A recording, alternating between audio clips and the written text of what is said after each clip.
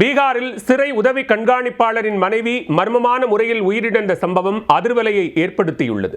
வரதட்சணை கொடுமையால் கணவரின் குடும்பத்தினர் அடித்து கொலை செய்துவிட்டு தற்கொலை நாடகம் ஆடுவதாக குற்றம் சாட்டப்பட்டுள்ளது. மரணத்தில் உள்ள மர்மம் விலகுமா? பீகார் மாநிலம் சம்ஸ்திபூர் மாவட்டம் ஷெர்பூர் கிராமத்தைச் சேர்ந்தவர் நந்து சௌத்ரி. இவருக்கு கடந்த 2023ஆம் ஆண்டு ஸ்வேதா குமாரி என்பவருடன் திருமணம் நடைபெற்றது. நந்து சௌத்ரி தர்பங்கா சிறையில் உதவி கண்காணிப்பாளராக இருந்து வந்துள்ளார். இந்த நிலையில் வீட்டில் தனியாக இருந்த அவரின் மனைவி தூக்கிட்டு தற்கொலை செய்து கொண்டதாக பெண் வீட்டாருக்கு தகவல் கொடுக்கப்பட்டுள்ளது. உடனே விரைந்து வந்த ஸ்வேதாவின் பெற்றோர் சடலமாக கிடந்த மகளை பார்த்து கதறி அழுது துடித்துள்ளனர். மேலும் அவரின் மரணத்தில் சந்தேகம் உள்ளதாக போலீசில் புகார் அளித்துள்ளனர். திருமணத்தின் போது நகைகள், ரொக்கப்பணம், கார் உள்ளிட்டவை வரதட்சணையாக கொடுக்கப்பட்டுள்ளன. ஆனால் திருமணம் முடிந்த சில மாதங்களிலேயே கணவரின் குடும்பத்தினர் ஒன்று சேர்ந்து வரதட்சணை கொடுமைப்படுத்தியதாக குற்றம் சாட்டப்பட்டுள்ளது.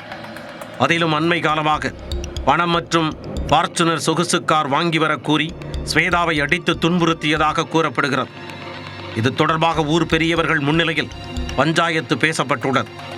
இதையடுத்து அமைதியாக இருந்த சிறை உதவி கண்காணிப்பாளர் சில நாட்களிலேயே கட்டிய மனைவியை சிறை கைதி போன்று அடித்து துன்புறுத்தியுள்ளார். இந்த சூழலில் வீட்டில் யாரும் இல்லாத நேரத்தில் தூக்கிட்டு தற்கொலை செய்ததாக கூறப்படுகிறது. ஆனால் ஸ்வேதா குமாரியை அடித்து கொலை செய்துவிட்டு உடலை கயிற்றில் கட்டி தொங்கவிட்டதாக பெண் வீட்டார் குற்றம் சாட்டியுள்ளனர். இது குறித்து வழக்கு பதிவு செய்த போலீசார் தொடர்ந்து விசாரணை மேற்கொண்டு வருகின்றனர். உடற்கூராய்வு முடிவுக்கு வந்த பின்னர்தான் அதன் அடிப்படையில் அடுத்த கட்ட நடவடிக்கை எடுக்கப்படும் எனவும் தெரிவித்துள்ளனர்.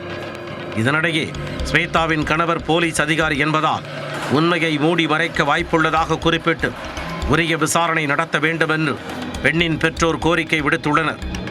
திருமணமான 3 ஆண்டுகளில் இளம்பெண் உயிரிழந்த சம்பவத்தில் மர்மம் விலகுமா?